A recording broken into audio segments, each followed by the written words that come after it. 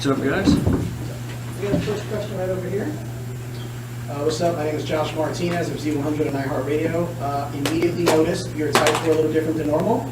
Looked like there was an homage to 1997 Hell in a Cell, Shawn Michaels, Undertaker, Bad Blood, and then there was a slingshot spot in the match as well. Talk about that. Yeah, there was a little bit of a psychological game kind of. Luchasaurus has told me a bunch of times that that's actually his favorite match from when he was a kid. So I thought, what a good way to stick it to him and wear the tights and kick his ass. Very good. Gabby. Hi, Gabby from Listening Radio. What were your thoughts when you were on top of that stage? Got it over your mind. Yeah, that was crazy. It was so loud as I was going up. I was like, oh, Jesus, this is going to be nuts. When I got up there, it was a little weird because the way he was positioned on the table, I wanted to land my hip on the table, but he was kind of, and I was like, oh, I'm either going over that way or coming a little this way. So, and it's weird, people are screaming at the top of their lungs, and it's like a split-second decision, kind of. It felt really cool, though, to look around that huge building. This building's been really cool for me. We won the tag titles here. When was that? January? The first episode of Dynamite ever on TBS. Yeah, first week of January. January 5th. So, yeah, it's cool. Almost a year later to be in here with that guy and to have a moment like that. So it was really neat.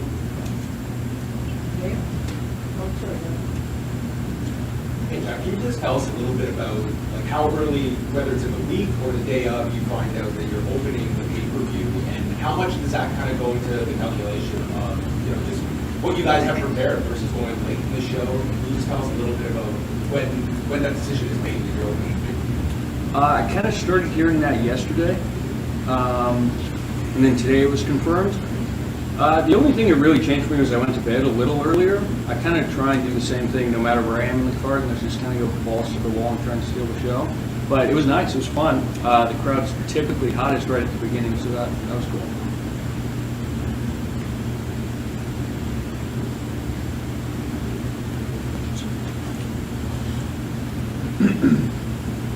Hey Jack, Liam Crowley, comicbook.com. We spoke earlier this week, and you talked about how you haven't had life in AEW without Luchasaurus, without Christian Cage. Two-part question. In this match, based on how the result ended up, do you feel like there's any sense of finality to your time with Christian and Luchasaurus? And secondly, have you thought about what AEW looks like completely on your own now? I think at the moment there's kind of some finality. I know Christian still has some time before his arm is fully healed. I definitely am going to have to beat him. So whenever that comes around, I'll be ready for that. But at the same time, I'm not really going to wait for this guy to get back. I don't know how long that's going to be. So it's going to be kind of exciting to see now what this looks like. I feel done with Luchasaurus. We kind of put a close on that chapter. So this really is my first time sort of without him in any capacity, kind of just seeing what it looks like by myself. Thank you. Hi, Nick Hausman with Wrestling Inc. Obviously, you competed tonight as Jungle Boy Jack Perry. Are we going to continue to hear you use that name, or are you going back to Jungle Boy? And do you feel you kind of maybe outgrown the Jungle Boy persona after 3 years with the company, or 4, I guess? Yeah, I don't think I'm going back to just Jungle Boy. That originally, like when I was on the Indies, kind of came about as a way to not use my real name and sort of stay away from my personal life. And then Christian went and just like blew that out of the water. So at this point, there's no hiding it really. So I think I'm happy at the moment. It may not be Jungle Boy forever, but we'll see. I don't know. Hey, people dig it. Well, see it. Whatever you like.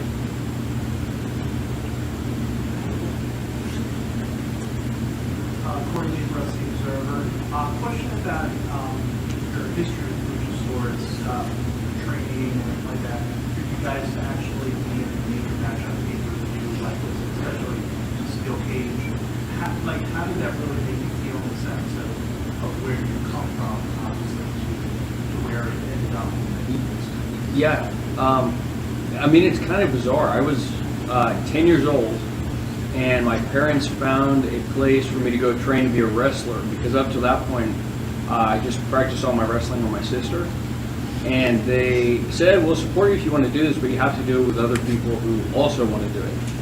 So they found this guy, Rick Drazen, who had a ring in his backyard, and there were classes. And I went to the kids' class, and I was better than all the kids there. And he said, I think you're good enough to be in the adult class. And I went to the adult class, and it's funny, Miro was in it as well, but there was Luchasaurus.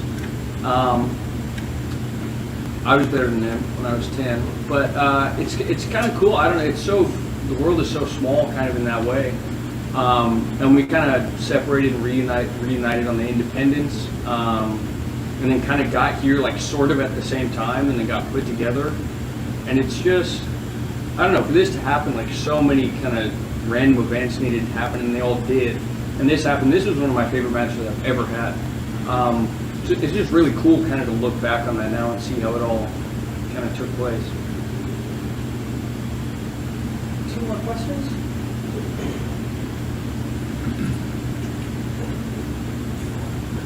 Will Washington with Fightful.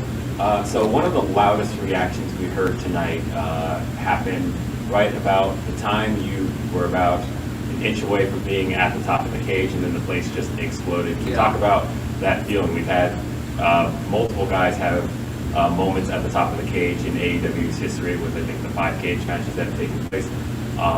And I would say, just having been there for a few of them, that was one of the loudest I've heard. Can you talk about what was going through your mind when you were at the top of the cage right before you made that elbow drop dive onto Luchasaurus? Yeah, it was cool. When I set him up on the table, I just looked up there, and I knew everyone kind of knew what that would mean. And I felt everyone was wanting it, and I already heard them start going nuts. And then it was just like every kind of step I took, my hands was getting louder and louder, and I was like just smiling, like, this is great, I haven't even done the thing yet, and they're going nuts.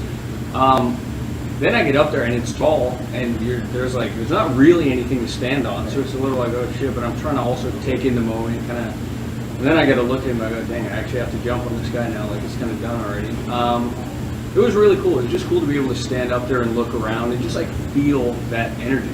So yeah, it was really cool. Thanks, Jack. That's the last question. A bit of an extension on what Nick said about how you're going to be addressed going forward. I noticed that fans were chanting "Let's go, Jack," which Were they? yeah, I didn't know that. Cool. I thought it was really cool because when you first got here, you were introduced as Jungle Boy. 2 guys that really spoke up for you were Jim Ross and Chris Jericho, and said they see really big things for you in your future. You're sort of realizing that now, but what does it mean to you to have 2 guys like that speak up for you and sort of see that for you when you really hadn't been in front of a large audience at that point? Yeah, I mean, I think in the beginning, I really wasn't ready for that. I think Jim Ross was kind of the first one to ever put that out there, and I was like, oh, I mean, there's nothing I can say about it. Like, I'm not going to tell this guy not to. I was really thankful that, really to Tony, I guess, that I was allowed to go out on TV and just be called Jungle Boy, and that was it. Like, I was like, that's pretty cool that I can do that. I don't know, I think it kind of makes sense, like, as the characters progressed a little bit. Like, I used to pretend to eat bugs out of people's hair, and so, like, I don't do that anymore. But, I don't know, I'm happy with the progression of it. I think it still kind of fits. It's a little more like a nickname now. It's not, like, as literal as a Jungle Boy. But yeah, I'm happy with that. I'm happy with the way it's going. And, who knows what it'll look like in the future. For a while, Jim got a little bit of flack online because he was calling you Jungle Jack Perry, and Yeah. it's like, he related it to the Brown Bull for The Rock, and it's like, sort of like, Yeah. let's see where it goes, and you're showing Yeah. what he saw. The first time I heard it, I was just watching the show back, and I didn't know he was doing that. I was like, oh, I guess that's it now. But, I think he had the best interest in mind. Yeah, I don't know. I never really had a problem with it. It's not something I said myself, but it was also cool for me at that point. I just went inside, here's Jim Ross yelling my name over and over again, so that's like pretty neat.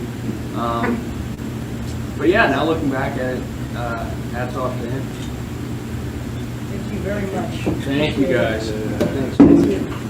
I'll see you in a bit.